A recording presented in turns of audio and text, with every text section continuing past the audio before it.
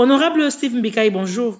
Bonjour. Que pensez-vous de la présence des troupes de l'EAC à l'est du pays? Je pense que ces troupes, leur arrivée peut être considérée comme chose d'un côté, parce que j'ai vu que l'opposition va faire croire aux gens que le président de la République aurait signé pour, n'est-ce pas, balkaniser le pays, parce que ces troupes sont à un endroit où les FARDC n'accèdent pas. Mais il faut faire une analyse tout à fait objective de la chose. Le côté positif est que leur présence empêche que les troupes du Rwanda, sous couvert du M23, puissent avancer jusqu'à Goma. Et si on dit que les FARDC n'arrivent pas sur les lieux, c'est parce que, sur le plan international, bien que nous savons que le Rwanda nous agresse, mais eux, ils pensent qu'il s'agit de rébellion congolaise. Quand il y a une rébellion, n'est-ce pas, dans un pays qui combat le gouvernement, généralement, la communauté internationale tend à prendre une position de neutralité. Alors, comme le 23 s'est retiré, sur remarque qu'avant de partir, ils auraient aussi demandé à ce que les RDC ne viennent pas sur les lieux. Ça, c'est d'un côté.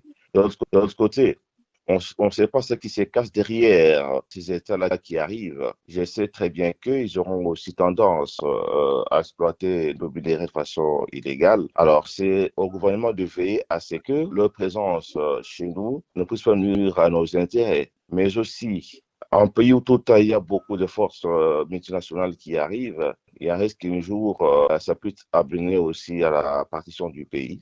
Donc, il faut être regardant, voir de tous côtés, côté négatif et positif. Alors, quitte à dire que le président aurait signé pour organiser le pays, moi je pense que là, c'est une intoxication de l'opposition. Voilà pourquoi j'ai pris position. Honorable, dans votre récente déclaration, vous dites que ces troupes bloquent l'avancée de la RDC. Quel est le soubassement de cette déclaration? Non, je vais pas dire que ça bloque la RDC. J'ai dit que ça bloque l'avancée du Rwanda, du M23 vers Goma. Parce qu'il y avait risque que les M23 avancent jusqu'à Goma. Mais la présence de ces troupes ferait que le Rwanda ne sera plus avancé vers Goma.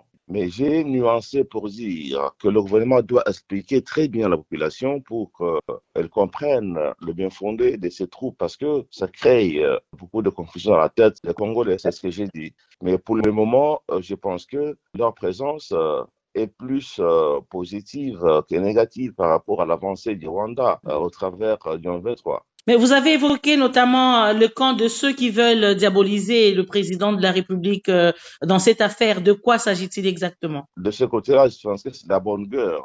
L'opposition fait son travail. Il appartient à ceux qui sont pour le chef de l'État de faire leur travail. Et je constate que tous ces gens qui sont au pouvoir à divers niveaux, beaucoup sont des jugeurs. Quand le régime est attaqué, eh ben, ils n'ont pas d'argument ou ils n'ont pas la volonté de défendre. Entre-temps, c'est ce qui gobe la population. C'est comme ça que j'ai trouvé qu'il s'agit tout simplement d'une intoxication politique pour nuire au président de la République. Quand ils disent que c'est une façon de chercher à ce que le pays soit divisé. Que non, l'intention du président est bonne, mais on ne sait pas maintenant derrière ceux qui arrivent et ceux qui viennent, ils ont comme pensé. Donc, je ne suis pas d'accord avec ceux qui prétendent que le chef aurait cédé une partie de notre pays. Honorable Steve Mbikaï, je rappelle ici que vous êtes député national, mais aussi ancien ministre de l'enseignement supérieur et universitaire. Je rappelle aussi que vous êtes président du Parti travailliste. Shalom Radio vous dit merci. Oui, madame.